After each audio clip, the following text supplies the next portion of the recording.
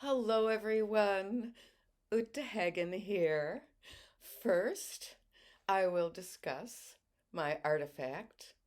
This is a Norwegian folk art called rosemalling, and it was painted by a friend of my mother's from her hometown in Wisconsin, and her name was Ethel Gvalheim.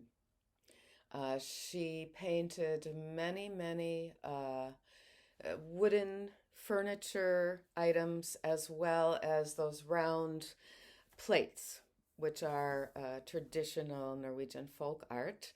And I believe she even got a special honor from the, at the time, King of Norway.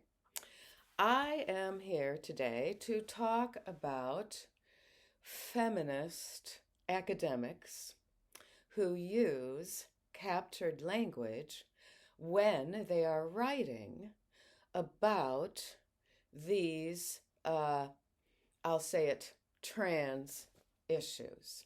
These issues of which in my terminology are called CrossSex Ideation, meaning that you ideate, have a psychological fantasy that your body is wrong and that you are meant to be a member of the opposite sex.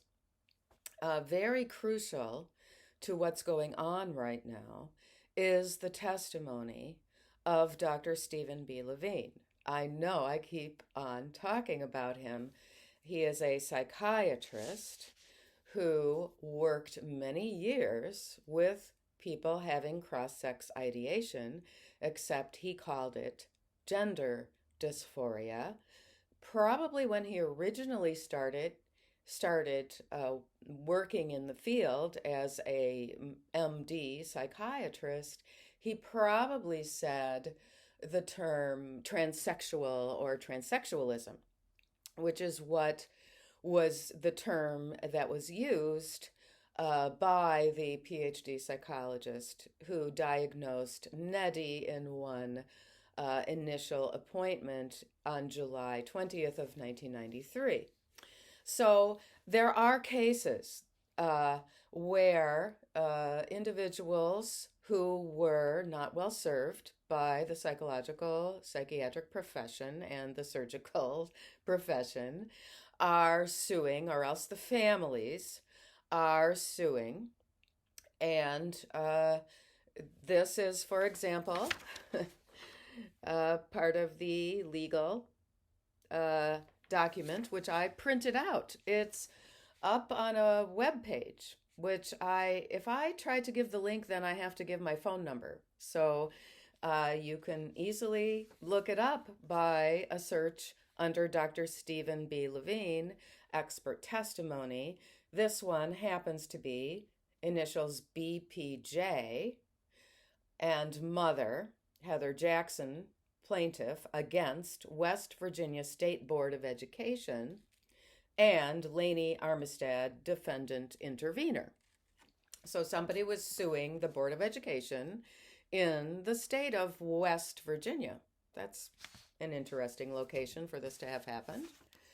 And at the start of this, now this is going to be backwards because I just don't take the time to turn everything around, but that is the first paper. This was about 100 pages. I sacrificed my printer, ink, and paper for you. And so here is a list of his expert testimony at trial or by deposition within the last 4 years. Now, this was from February 23rd of 2022, so you could say maybe within the last 5 years. Massachusetts Department of Corrections in its defense of a lawsuit brought by prisoner Kathina Sonia. That was 2018, and court testimony 2019. Expert testimony by deposition and at trial in the interests of the younger children. Dallas, Texas, 2019. testified in an administrative hearing in the matter of Riss and Lynn Crawford, Washington State, March 2021. Testified multiple times in juvenile court in the matter of Asha Kerwin, Tucson, Arizona, 2021. Provided expert testimony by deposition in Cadell et al. V. Falwell et al., North Carolina, 2021. Now, expert witnesses do charge rather high rates for their expertise. I would have liked, during my divorce, to have someone like Dr. Levine submit a sworn affidavit just to counter these statements in the psychologist's sworn affidavit that was admitted in court, such as in my divorce, such as it should have been countered that my soon-to-be ex-husband had already detransitioned once, and how can we regard this next series of changes as permanent, and how can this affect our young and vulnerable children who were traumatized. So I'm just going to go through a list of statements, claims by the other expert witnesses, which Dr. Levine refutes. And they are A through I. And I'm going to see if I can quickly get through this. And I'm also going to do the Uta Hagen translation, because I've had a little, just a very brief email kerfuffle with a certain radical feminist professor in the UK. Actually, I've had just exchanged emails with a professor in the UK and a professor in Australia, both of whom are lesbian Radfems and have written about this problem of women's rights being intruded on, but in their writing, they will say a trans woman, she, and I object to this. And so I got a kind of indignant reply saying, why are you emailing me, and why are you saying I should have written about trans widows in this? And that's not what I had said to her in her email, so she must have not read it very carefully. I don't know, maybe I'll send her a link to this in my follow-up, we'll see. So a Dr. Adkins stated regarding the transgender gender dysphoria diagnosis, which I call CrossSex Ideation. A trans identity is immutable.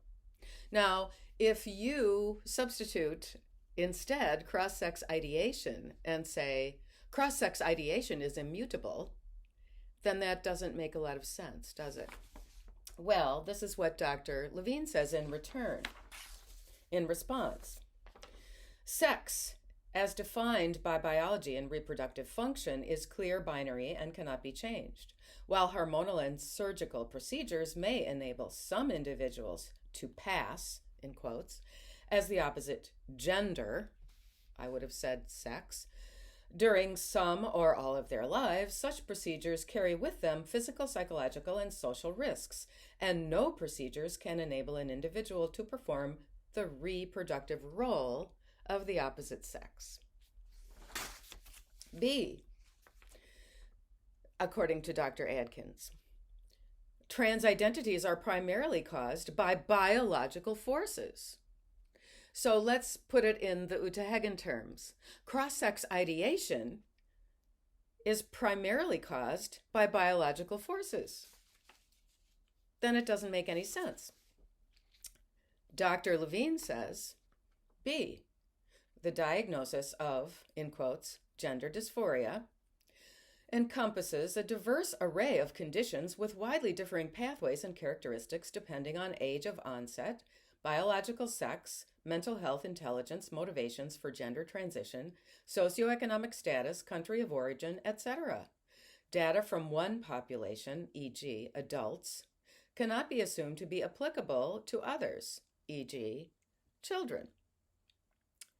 And to keep this up,